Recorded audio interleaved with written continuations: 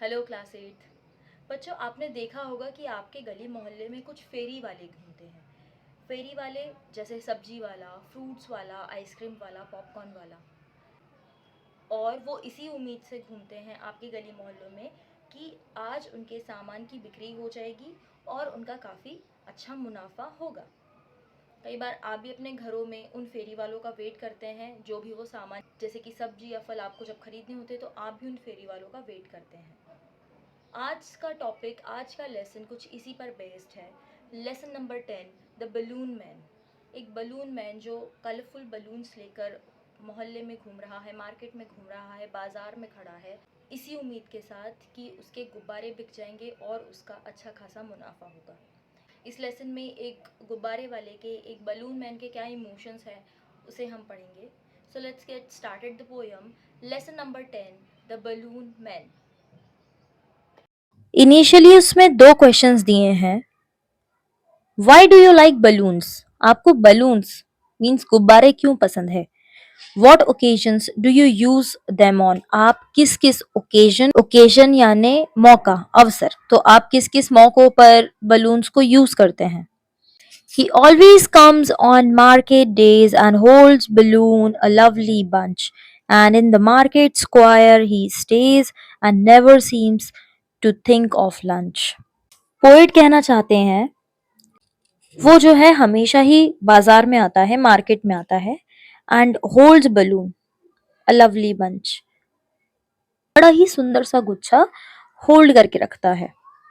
वो जाकर मार्केट के चौराहे पर खड़ा हो जाता है और उसे देखकर ऐसा नहीं लगता कि वो लंच के बारे में, खाने के बारे में सोच रहा है। आपने अपने घर के फेरी वाले गुब्बारे को कभी देखा होगा, जब वो बहुत सारे बलून्स अपने साइकिल पर बांध के लेकर आता है तो वो गली गली घूमता रहता है इसी उम्मीद में कि उसके जो बलून्स है, उसके जो गुब्बारे हैं, बिक जाएंगे।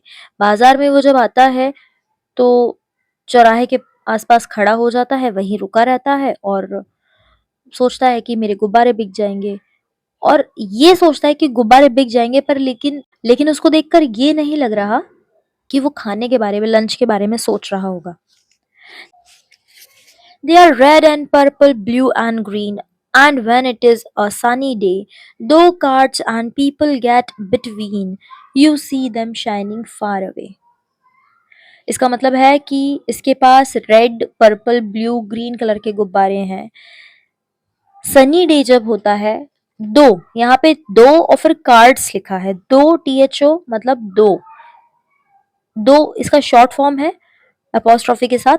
दो मीन्स हालांकि, इसका रियल स्पेलिंग ये है, दो यानी हालांकि।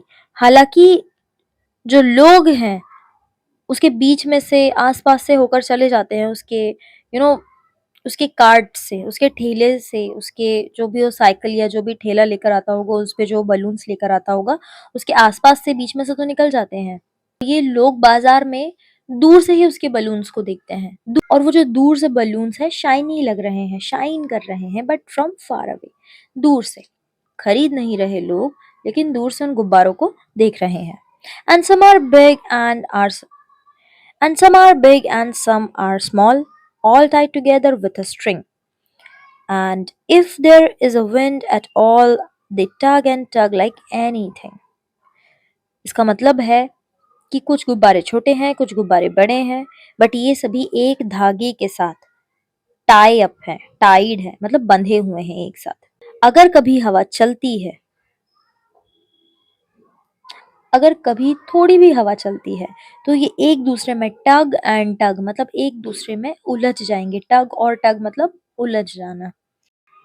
Some days perhaps he will let them go and we shall see them sailing high and stand and watch them from below.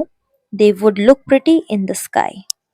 इसका मतलब है कि किसी दिन वो शायद इन गुब्बारों को जाने दे मतलब हवा में छोड़ दे, और हम सब देखेंगे कि ये हाई और हाई और हाई जाते जा रहे हैं और हवा में ये गुब्बारे तैर रहे हैं। हम सब खड़े होके नीचे से इन गुब्बारों को देखेंगे। जब हम ये सब देख रहे होंगे तो आसमान कितना प्रिटी लग रहा होगा, कितना सुंदर लग रहा होगा। इस पोएम की समरी ये है कि always hold on to the highest. हमेशा ऊंचाइयों को पकड़ के रखो। इसका मतलब ये है कि हमेशा ऊंचे सपने देखो, बड़े सपने देखो और हमेशा उन सपनों को पकड़ कर रखो, उन्हें होल्ड कर कर रखो। आई होप ये वीडियो आपको समझ में आया होगा और ये वीडियो आपको एग्ज़ाम में हेल्प करेगा। मिलते हैं नेक्स्ट चैप्टर में। Till then bye bye, take care.